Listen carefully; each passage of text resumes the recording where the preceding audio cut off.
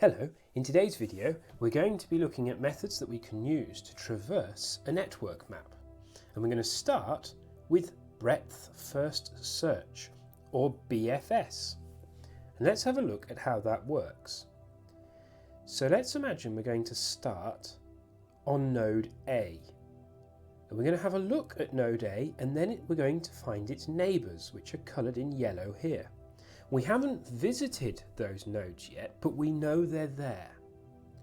And then what we do is we take the first node that we saw when looking from node A, and we visit that one. And while we're there, we have a look at what's connected to it. And in this case, you can see that D was connected to node B. But before we go and have a look at D, we've got to continue having a look at the ones we found first. So we have a look at C, and we can see that H is connected. And we have a look at F, and we see that E is connected. And now we can start to go to that next layer out from A. And we can visit D, and we'll find G. But before we go to G, we check out H, and we check out E. And then finally, we visit G. So in this form of search, you work outwards from the node in a really organised fashion. As you're adding in neighbours, you go back through those neighbours in order. And that's really important. But let's see how we can code this up and get a working little function. So in this little setup, we've got a file called BFS, and that just stands for breadth first search. And in it, I've got a network map. And this network map actually maps to what we saw in that little demonstration on the presentation. So this creates where A is connected to B, C and F, and then each node is connected as it was in that diagram. So how are we going to code up a small function to carry out this breadth first search? Well, we can start by defining the function. And what we're going to want to take as arguments in this function are a start position, and we're also going to want to get the network that we're going to have to traverse. So we can just put that in as network. Now, there's a couple of things we want to keep track of as we're going through this. We want to know when we've visited a node, so we want to store that in a list. So we'll have an empty list to begin with. And we also need to have a queue of things that we're going to visit. And you'll see how this is really kind of fundamental to the breadth first search as we go along. So what we'll do is we can set the queue equal to an empty array, but just to speed things up a bit, or to make things a bit cleaner, we can actually start with our start position already in the queue, so that when we start looking at that queue, we've got that start position already primed to go.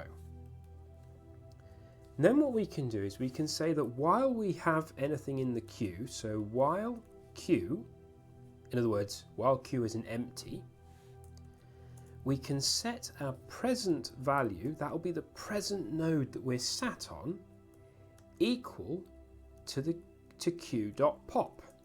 And we'll pop the first thing in the queue. So the first thing in the queue. So even if we add things to the queue, we'll always be taking things off from the front. And what we'll want to do, because we're now saying that that point that we've popped, well, we're now visiting that, we're looking at that position, we'll append it to our visited so that we know we've already been there, or that we're presently there at the minute, and we can check later to see if we've already been there. So what we want to do now is extract any neighbours that might be, we want to extract any neighbours of that node without adding things that are already in our queue or that we've already visited. So for node in network present, so for any node that's in the that's connected to the present to the network at our present node. So if you have a look up here, say we were sat on node A, this would now iterate through this list of, for node in network, A would be B, C and F, because this is our adjacency list. So for any node that's connected to the node we're looking at right now, to where we're sat, if that node is not in visited, so we haven't already been there, and the node is not in queue, so we've not already queued it up to go and visit it, then we can append it to the queue because it's something we need to visit later on. And that's pretty much the entire algorithm, because all we're doing is going, right, I'm sat at this node, have I seen all the ones around me? If I haven't already been to them, add them into my list, and then I start going to them from the beginning first, remember. So we go and have a look at pop the one at 0, the index 0, we go there and we go, is there anything we haven't seen here yet? And we just add those to the end of our list. But then we go back, pop the next value that's sat at 0, so we're adding things to the end of the list and taking things off the beginning of the list. And we can return visited, so we can see the order in which we visit each node. So let's just test this. We'll save it. And we need to just use it. So equals BFS, and we'll start at position A, and we'll pass it the network, and we'll just want to print the output, those visited values that we get.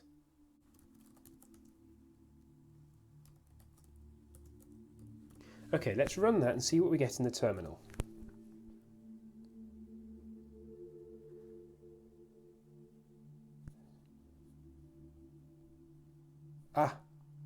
I needed to put not in queue here. Sorry, I'd made an error with what I typed.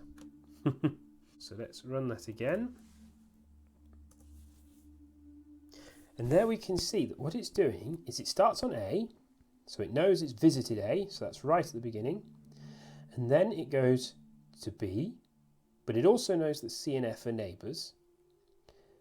But in B, it visits A, B, C and F, but then it visits B's neighbours, so it visits D, because it's already been to F. And then it visits C's neighbours, H, because it's already been to A. We're iterating through that network, visiting each node in a specific order, as we're going out in layers, basically from the node position that we choose to start at. And if we choose a different node, you'll get a different output. So if we change this, let's say to G, let's run it. So we've got G, D, B, A, F, C, E and H. And let's have a quick look at the image we had before. If we started at G, then the first thing we would visit would be D. And D would only have the neighbour of B, so we would then visit B. And then we'd get A and E added, because A, F and E added, because they're all neighbours of B. And then we'd visit, we'd see that A had C attached, but we wouldn't go there just yet. But what we would see is, I think actually this network's slightly wrong. I don't think I'd connected E to B. Yeah, E is connected. Oh, but B is not connected to E. Very important point there. B is not connected to E in the data here. Oh well, it can't be perfect. And so what happens is, it doesn't, in this set, it doesn't actually see this connection. So we go to A and we see that, there's C there, but we don't visit C just yet. And we go to F and we see that there's E there, but we don't go to E yet. We go back to look at C, and then we go to E, and then we finally go to H. And you can see that it's sort of building out in layers. This would be layer 1, layer 2, layer 3, layer 4, and finally layer 5, as you're slowly expanding out from the node. Now, there's a couple of little things we can do to actually improve this algorithm, we're going to use deque or deque from collections. And it's an incredibly useful data structure, because what it's designed for is to, just as efficiently as you would add things to the end of a list, you can and remove them, you can add and remove things from the front of the list, which is exactly what we're doing with this queue. We're adding things to the back, like a queue, you know, in a shop or something like that, but things at the front are getting taken out to handle, to use. And this is very, very slow when you get large lists or large networks that you're handling, if we just use the basic linked list of Python. So what we can do is make use of the deque data structure here, and we can just put our start position in the deque like so, and then I think we just use pop left, I think was the command, and that just takes it off, instead of the right hand side of the list, the end of the list, it takes it off the front of the list, the left hand side. And this is an incredibly fast implementation, and I don't think we change anything else. Let's just run that, and we'll run it with A, because I can remember what the result should have been for A. And let's run that. Oh, it's up there as well for us. A, B, C, F, D, H, E, and G. Perfect. So we know that this is working, and this is just a much, much more efficient implementation within Python. And if you want to time it, you can, and you'll find that it does very well. So that's BFS. That's the breadth first, where you kind of start at a node and you go out by layers, looking around that node as you traverse the network until you reach a dead end, and then you just finish off all the others till you've got no more nodes to look at. Now we're going to have a look at a different kind of search called depth first search. So in depth first search, if we start at A again, it looks pretty much the same as breadth first search to begin with. So we start at A, and we see that we've got these three neighbours, B, C, and F. But unlike breadth first search, where we were adding things to our queue, so we were adding things to the queue at the end of the queue, but we were taking things off the front, in depth first search, we take things off the end. So we keep adding, but we take things off the end as well. And we call this a stack, where as things come on, they go off as well. And you'll see how this works now with this algorithm. That we don't start now looking at B, but we look at F. And when we look at F, we find we've got E there connected. So we go, actually, let's visit E. And we go, is there anything there that we haven't seen already in our stack? No. So we've finished this branch.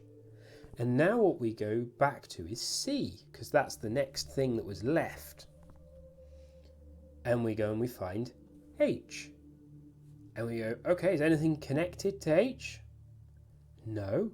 So we've finished that branch.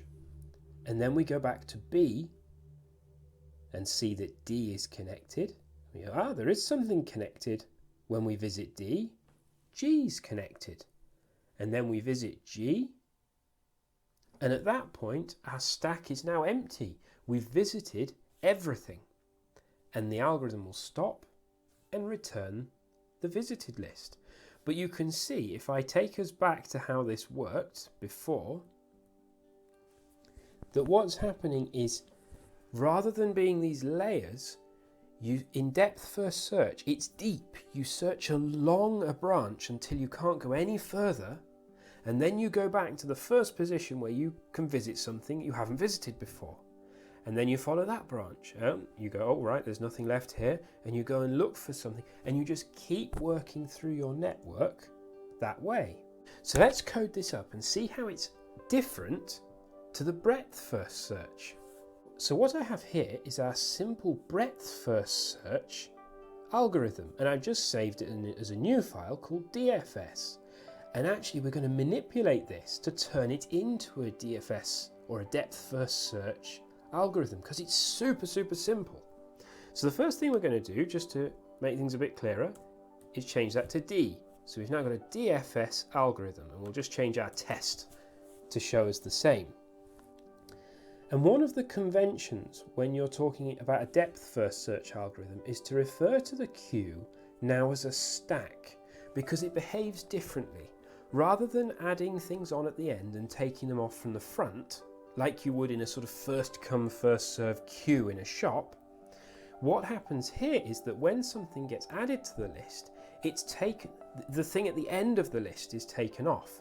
So in the shop context, this would seem very unfair, but it would be as though you arrived at the shop, and if you were at the back of the queue, when the next person was available, you would actually be taken from the back of the queue, and they'd be trying to work towards the front of the queue. So it wouldn't be good to be at the front of the queue in that solution.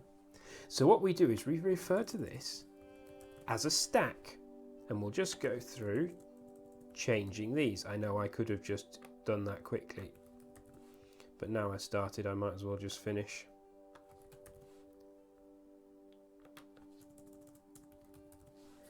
And instead of taking things off from the front, well, we're just going to take them off from the back, which is the default for pop. So we don't have to put anything in there. But if you wanted to see the difference really clearly, you could put -1 in there, which would just, it doesn't really do anything, but it just tells you to take it off at the end of the list. But I think pop just like that is perfectly acceptable. And so what happens with this is we go through, we have our start position again, and we have a look at that start position, and we append it to the visited, just like before, just like with the breadth first search. And for node in network, we have a look and we go, oh, I've got B, C, and F, and it'll add those in to the stack. But instead of taking the one off from the beginning now, which would be B, what it does instead is it'll look at F, and it'll come down to F and see that F is actually, it's connected to E. And then it'll have a look at E, and it'll find out that's the end of that connection. It doesn't go any further. And then it will go all the way back down that list and look at C here. So it's going to perform in a different way and give us a different set of visited nodes. And both of these algorithms have their own applications where they become really very useful. They have different properties. But let's save this, and you can see that there was hardly any changes. We just changed queue to stack and made our pop just the default, where it pops something off from the end. And if you have a look, we'll want to go, instead of the BFS, we'll go dfs.py.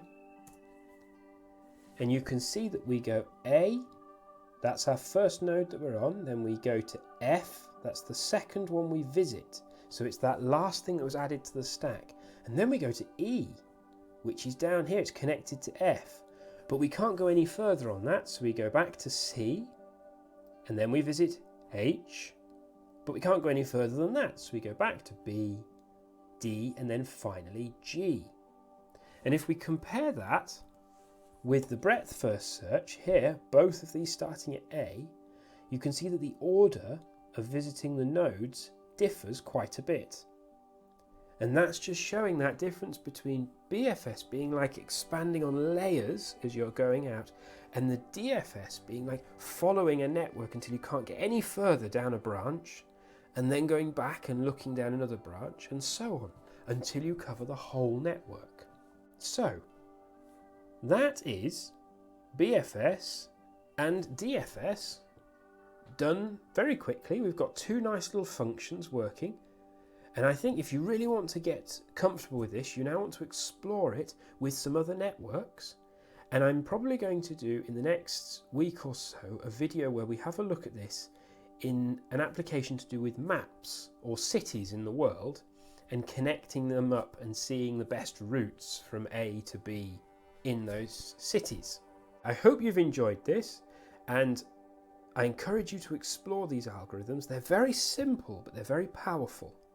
Anyway, thanks so much for watching, and I look forward to seeing you next time. Bye!